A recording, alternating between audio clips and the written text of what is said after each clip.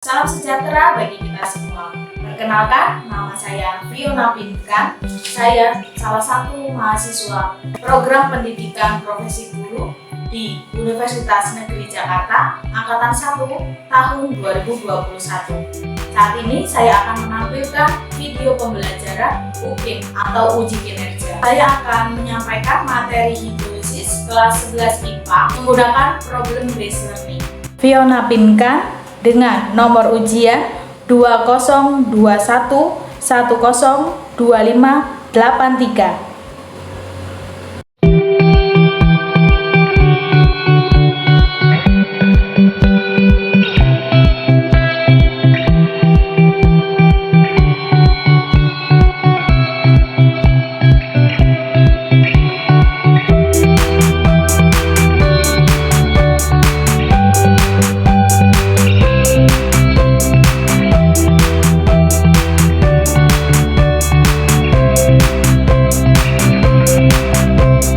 Selamat pagi. Pagi, Bu. Pagi, Bu. Pagi, Bu. Oke, selamat pagi ya. Kita ketemu lagi di kelas kimia. Oke, sebelum pembelajaran dimulai, Ibu akan mengabsen dulu ya. Kevin, Hadir, Bu. Nicholas, Hadir, Bu. Patrice Sharon, Hadir, Bu. Ella, Hadir, Bu. Pandi. Hadir, Bu. Oke, berarti lengkap ya. Lengkap hari ini. Oke, kalau lengkap kita akan mulai hari ini ya. Nah, Ibu minta tolong ya untuk semuanya membuka kamera. Terus Ibu juga akan foto ya. 1, 2, 3. Sebelum pembelajaran kita dimulai, kita akan awali terlebih dahulu dengan berdoa ya. Minta tolong untuk dipimpin doa. Oleh Charlene, kemudian nanti tolong disiapkan Kevin ya. Oke teman-teman dan Bu Fiona, mari kita satu di dalam doa. Tuhan Yesus, terima kasih karena Engkau boleh mengumpul kami kembali untuk mengikuti pelajaran kimia Tuhan. Tuhan memberkati agar kiranya pelajaran ini dapat berjalan dengan lancar dari awal hingga akhirnya. Terima kasih Tuhan Yesus, dalam nama Tuhan Yesus kami berdoa dan mengucap syukur. Amin. Amin. Tolong siapkan Kevin. Siap, beri salam. Selamat pagi, Bu Fiona. Selamat pagi, Nak. Ini Ibu akan share ya. Nah, untuk materi yang sebelumnya, yang sudah kita bahas itu apa ya? Yang sebelumnya kita bahas itu tentang apa? Tentang asam basa, bukan sih, Bu? Asam basa, Bu. Tentang asam basa ya. Oke, berarti kita mau lanjut ke materi kita di hari ini tentang hidrolisis. Untuk materi kita hari ini sudah Ibu share di classroom. Nanti kalian bisa cek classroom kalian. Ya, di sini ada materinya.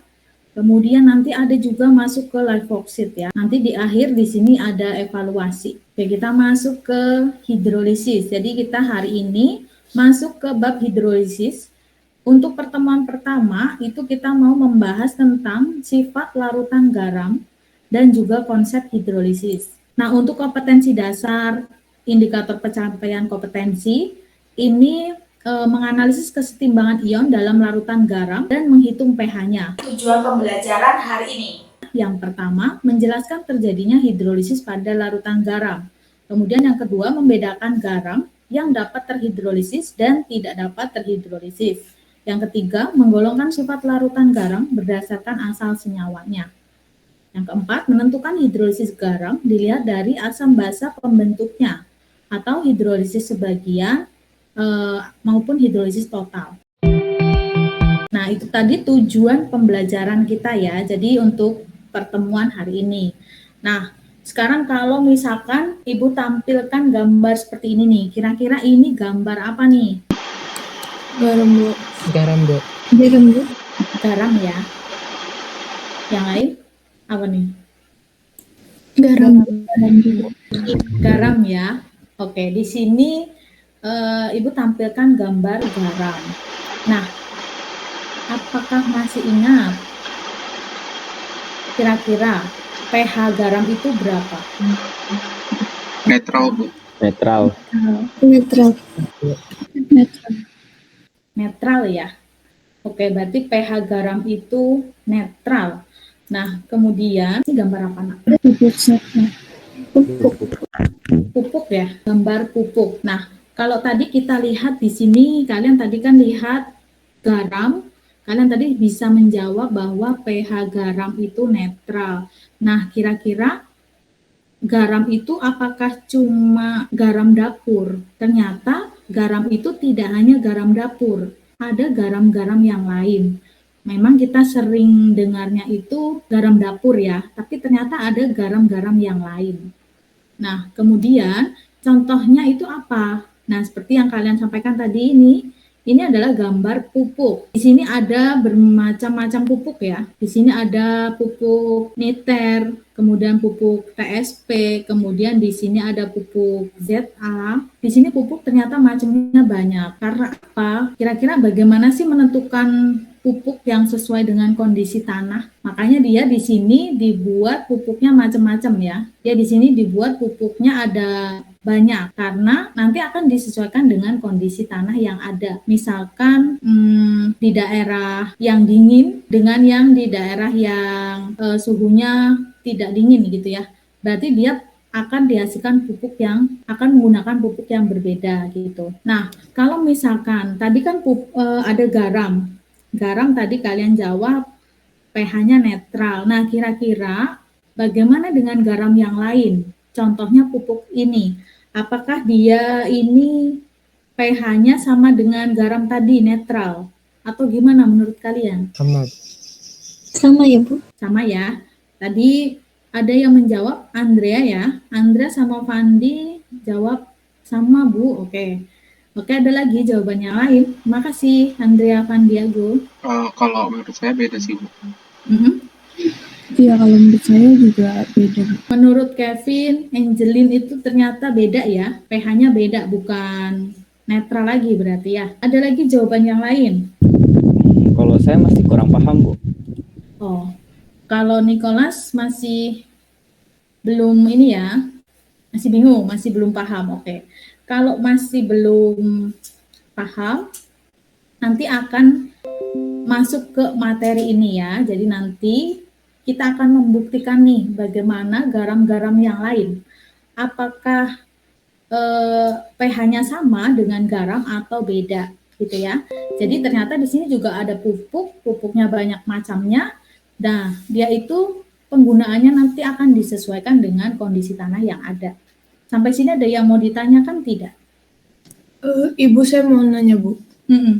Berarti setiap daerah tuh kebutuhan pupuknya beda-beda ya, Bu? Iya. Oh. Ya, Stella, bagus ya. Jadi ternyata beberapa daerah itu kebutuhan pupuknya berbeda. Jadi tidak bisa disamaratakan nih. Nanti kita akan lihat bagaimana kondisi tanah di suatu daerah. Nanti cocoknya pakai yang mana gitu ya.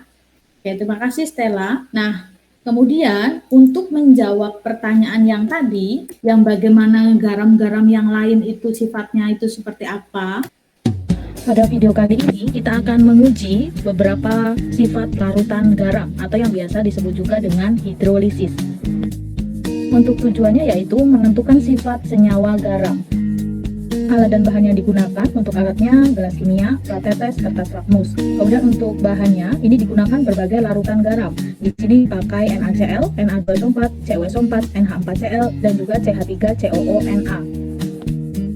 Untuk cara kerjanya, yang pertama masukkan larutan ke dalam plat tetes. Kita beri label, kemudian selanjutnya masing-masing uji dengan kertas lakmus dan biru. Kemudian kita amati perubahannya dan kita catat hasilnya. Nah, ini untuk larutan garam yang akan kita uji. Ada 5 larutan garam. Kemudian kita masukkan larutan garam ini ke dalam plat tetes. Jangan lupa diberi label.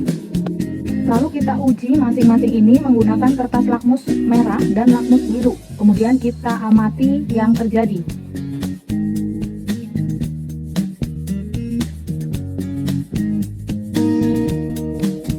Catat hasilnya pada LKPD yang sudah disediakan. Kemudian diskusikan bersama teman, lalu presentasikan hasilnya di depan kelas. Oke, selamat pengerjakan. Nah, itu tadi ya video percobaan yang nanti kalian bisa diskusikan bersama teman sekelompok ya. Nah, kemudian sekarang kalian silahkan berkelompok. Kemudian kalian mengerjakan LKPD yang sudah Ibu share di classroom. Ya. Nah, ini untuk kelompoknya. Kelompok 1, 2, dan 3. Untuk LKPD-nya, Bentar Ibu share dulu ya. Nah, untuk LKPD di sini nanti untuk nama karena berkelompok kalian tulis saja misal kelompok 1 ya, kelas 11 IPA. Nah, ini nanti video ini kalian bisa putar ulang, kemudian diskusikan bersama teman kelompok kalian. Untuk judul kalian bisa tulis ketik ya, ketik biasa gitu-gitu. Ini Ibu sampaikan dulu caranya ya. Kemudian alat bahan, cara kerja juga ini isian. Kemudian untuk yang data pengamatan, misalkan di sini ada garam NaCl. Nanti kalian lihat lagi videonya. Lakmus merahnya itu berubah jadi apa? Lakmus biru berubah jadi apa? Berarti kalau pengamatan perubahan lakmus ini nanti kalian kasih kesimpulan asam, basa, atau netral. Jadi kalian bisa langsung isi di LKPD sini ya, berdasarkan pengamatan tadi. Nah, kalau sudah masuk ke sini, analisis data, misalkan kalian mau ambil, ini kan netral, berdasarkan yang netral tadi siapa? Yang netral tadi misalkan di sini NaCl. NaCl itu terdiri dari apa? Asam kuatnya apa atau dia berasal dari asam lemah? Nanti kalian pilih mana yang sesuai, ya. Kemudian kalau dia netral, di sini kan udah ada kelompok nih netral atau dia berasal dari apa? Berarti kesimpulan kalian apa? Itu. Nah, untuk yang di sini ini isian ya. Kalau ini nanti yang di drag gitu ya. Dah, ada 2 LKPD. Setelah kalian berhasil tadi, masuk ke LKPD yang kedua, nanti di sini kalian sesuaikan nih. Misalkan di sini ada suatu kasus ya, nanti kalian baca nih berkelompok. Kemudian jika lahan petani ini kondisinya basah, mana pupuk yang paling sesuai, yang paling optimal? Itu nanti kalian silakan diskusi mana pupuk yang sesuai. Di sini ada pupuk apa aja nih? Silahkan kalian berkelompok, kemudian nanti jika sudah selesai, kurang dari 15 menit ya, sebelum jam pelajaran berakhir, kita kembali lagi ke room ini. Apakah ada pertanyaan? Tidak ada, Bu. Sudah jelas? Jelas, Bu. Sudah, Bu. Jelas ya? Jika sudah tidak ada, kalian boleh meninggalkan room ini. Terima kasih. Oke, kita kembali lagi ya ke room ini. Sebelumnya Ibu akan cek lagi kehadirannya. Oke, sudah lengkap ya? Oke, minta tolong dibuka kameranya lagi, Nak. Oke, Nak. Untuk diskusinya sudah selesai ya? Sudah, Bu. Sudah. Di sini Ibu akan tampilkan, kemudian nanti untuk masing-masing kelompok silahkan sharing ya. Silahkan presentasi di kelas. Sebentar Ibu tampilkan dulu hasil kalian. Di sini sudah masuk nih hasilnya ya. Ini untuk hasil dari kelompok 1. Silahkan dipresentasikan dulu untuk kelompok 1 terlebih dahulu ya. Yuk, mau siapa ini? Saya, Bu. Oke. Silahkan Charlene. Jadi berdasarkan data pengamatannya itu, yang pertama untuk rumus garam NaCl, lakmusnya itu tetap, jadi sifat garamnya netral, pH-nya sekitar 7. Terus untuk garam Na2SO4 itu juga netral, jadi kertas lakmusnya tidak berubah warnanya, pH-nya sekitar 7 juga. Sedangkan untuk CuSO4 itu kertas lakmusnya berubah warna menjadi merah. Berarti sifat garamnya asam dan pH-nya kurang dari 7. Untuk NH4Cl juga sama, kertas lakmusnya berubah jadi warna merah dan sifatnya asam. Terakhir CH3CONA itu berubah menjadi warna biru dan sifat garamnya basa. pH-nya lebih besar dari 7. Terima kasih, Charlene. Kemudian untuk yang ini, siapa mau sampaikan? Saya akan baca bagian yang itu, Bu. Oke, Kevin, silahkan. Yang pertama untuk garam netral itu contohnya ada garam NaCl. Ini tuh termasuk komponennya itu asam kuat atau HCl. Lalu tidak ada komponen penyusun basa dan pH-nya itu sama dengan 7. Lalu untuk contoh yang kedua itu ada Na2SO4. Ini komponennya itu asam kuat juga, H2SO4. Kemudian komponen penyusun basanya itu ada basa kuat, NaOH. Ini juga pH-nya sama dengan 7. Lalu untuk garam yang asam ada ada 2 juga. Contohnya itu ada CuSO4. Ini komponennya ada asam kuat H2SO4 dan basa lemah CuOH2. Ini pH-nya lebih kecil dari 7. Lalu untuk contoh kedua ada NH4Cl. Ini komponennya asam kuat. Lalu untuk basa lemahnya ada NH4OH. Dan ini pH-nya juga sama, lebih kecil dari 7. Lalu untuk garam yang basa, ini contohnya ada garam CH3COONA. Ini komponennya asam lemah dan asam lemah atau CH3COOH dan basa kuat atau NaOH. Ini pH-nya lebih besar dari 7. Oke, terima kasih Kevin. Kemudian ini untuk analisisnya. Untuk analisa pengaruh dari komponen penyusun garam dengan garam pada praktikum yang telah dilakukan, sifat garam ditentukan dari penyusun asam dan basa. Kesimpulannya, asam kuat dan basa kuat pH garam netral. Asam kuat dan basa lemah pH garam asam. Asam lemah dan basa kuat pH garam basa. Yang kuat membawa pengaruh sifat. Oke, terima kasih Nicholas. Sudah ya. Terima kasih untuk kelompok 1. Kemudian di sini Ibu akan tampilkan hasil dari kelompok 2. Silahkan kelompok 2. Saya mulai ya, Bu. Oke, Stella silahkan. Oke, berdasarkan hasil pengamatan kami, kami telah menentukan pH dari garam-garam ini. Yang pertama ada NaCl. Lakmusnya tidak berubah, Bu. Sifat garamnya maka netral, yaitu 7. Yang kedua, Na2SO4 juga sama dan sifat garamnya netral. Yang ketiga ada CuSO4. Lakmus birunya berubah menjadi merah. Maka sifat garamnya itu asam dengan pH di bawah 7. Yang keempat ada NH4Cl. Lakmus birunya juga sama dengan yang sebelumnya, berubah menjadi merah dan sifatnya asam dengan pH di bawah 7. Yang terakhir ada CH3COONA. Yang ini lakmus merahnya berubah menjadi biru, maka sifat garam menjadi basa dengan pH di atas 7. Kemudian akan dilanjutkan dengan Jadi nama garam yang pertama itu NaCl. Komponen penyusun asamnya terdapat asam kuat yaitu HCl. Komponen penyusun basanya itu basa kuat yaitu NaOH dan pH-nya sama dengan 7. Yang kedua itu Na2SO4. Komponen penyusun asamnya itu asam kuat yaitu H2SO4. Komponen penyusun basanya itu basa kuat yaitu NaOH dan pH-nya itu sama dengan 7. Yang ketiga itu CuSO4.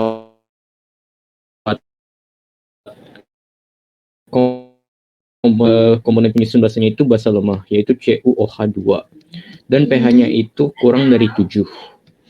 Yang keempat itu nama garamnya itu NH4Cl. Komponen penyusun asamnya itu HCl, komponen penyusun basanya itu basa lemah yaitu NaOH dan pH-nya kurang dari 7. Nama garam yang kelima itu CH3COONA. Komponen penyusun asamnya itu asam lemah yaitu CH3COOH. Komponen penyusun basanya itu basa kuat yaitu NaOH dan pH-nya lebih dari 7. Oke, terima kasih Antonius. Kemudian dilanjutkan ini analisis dan kesimpulan. Untuk analisis, sifat garamnya dipengaruhi oleh unsur penyusun asam dan basa.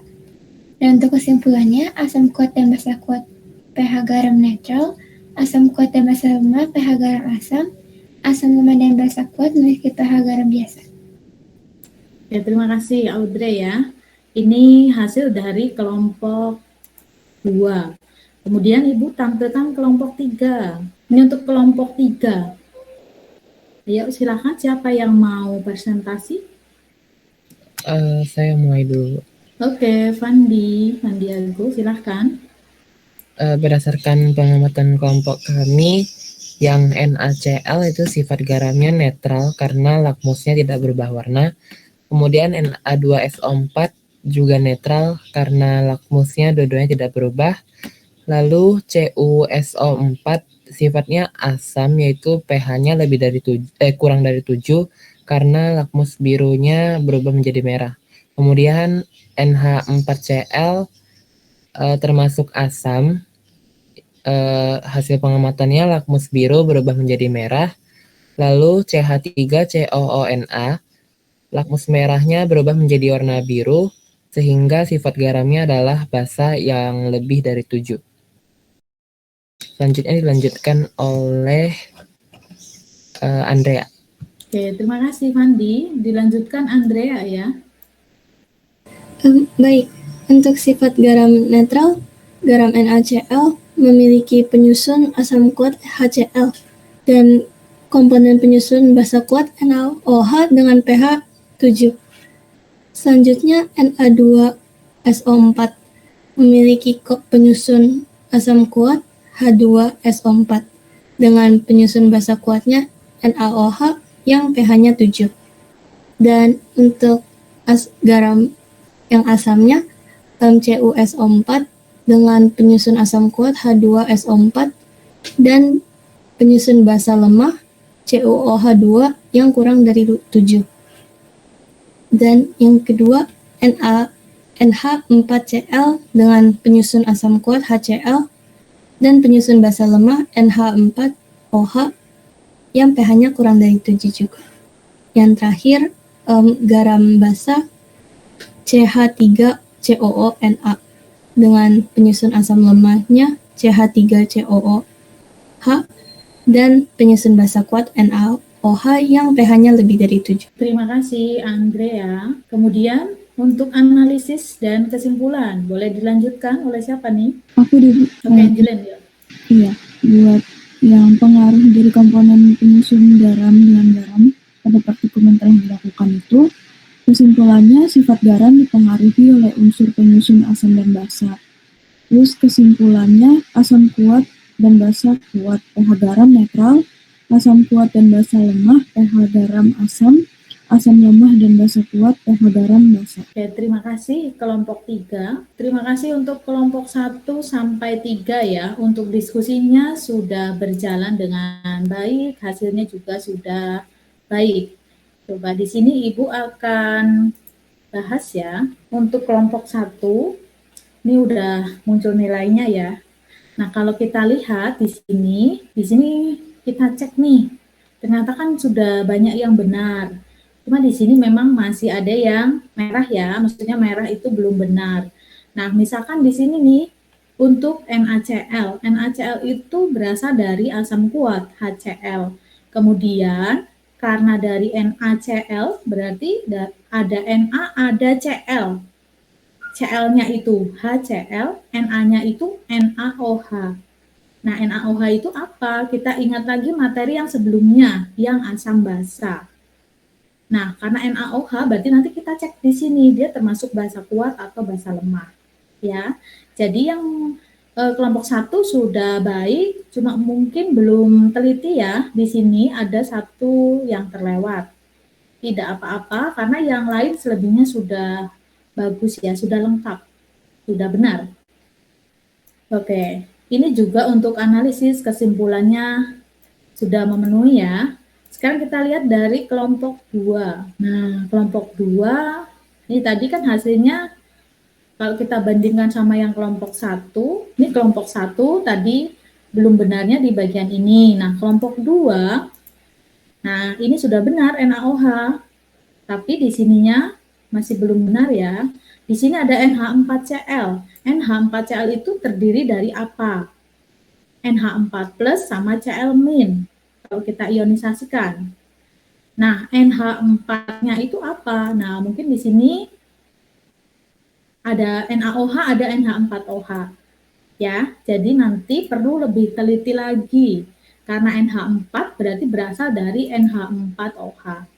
Sudah benar padahal posisinya di bagian yang lemah. Ya, karena NH4 itu NH4OH itu basa lemah. Oke, ini kesimpulan juga sudah bisa memenuhi ya. Untuk kelompok 3 coba. Ini kelompok 3 ya, ini kelompok 3 ya. Nah, kelompok 3 di sini sudah benar semua ya.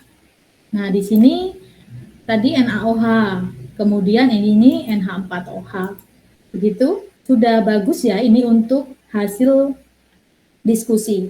Nah, tadi ada 2 LKPD, sekarang Ibu akan tampilkan LKPD yang satunya ya.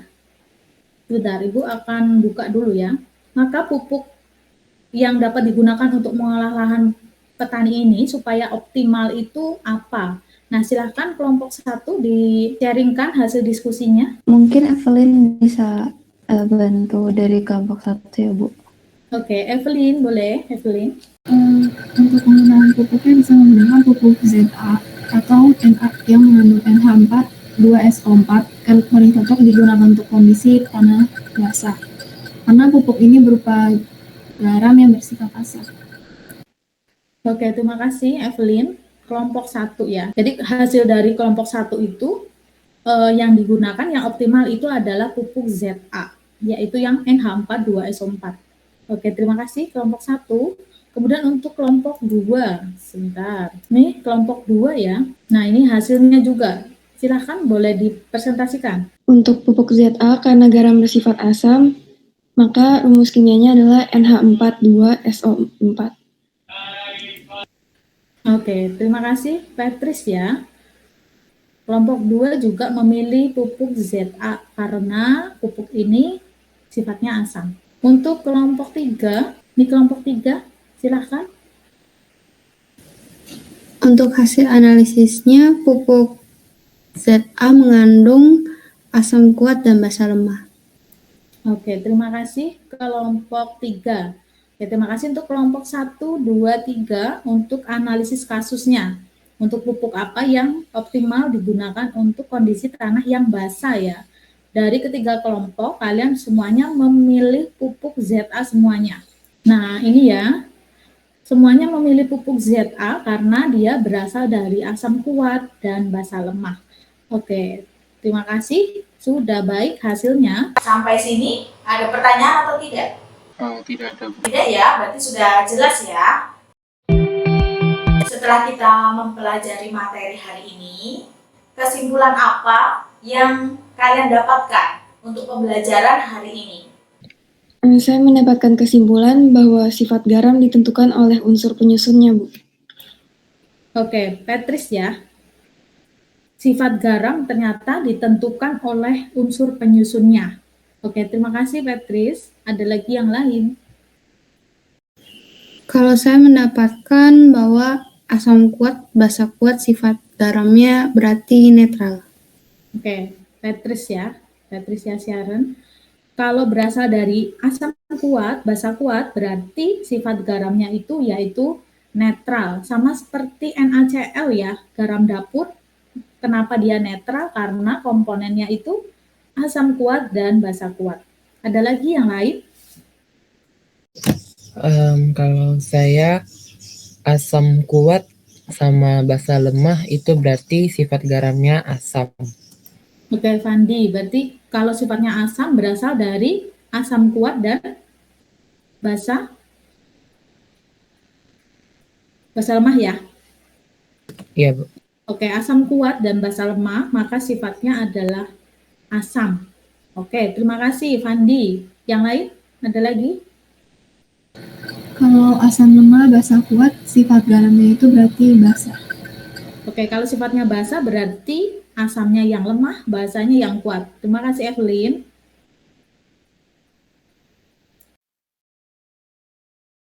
Ada lagi yang lain? Ada lagi yang lain? Kalau asamnya lemah, terus basanya juga lemah, sifat garamnya berarti tergantung nilai KAKB, Bu. Oke.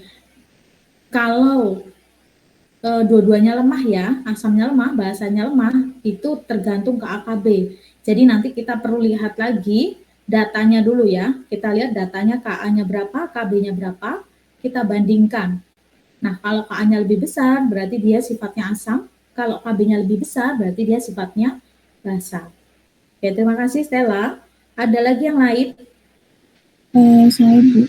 Kalau saya tadi dapetin pengetahuan baru kalau penggunaan pupuk harus disesuaikan sama kondisi tanah.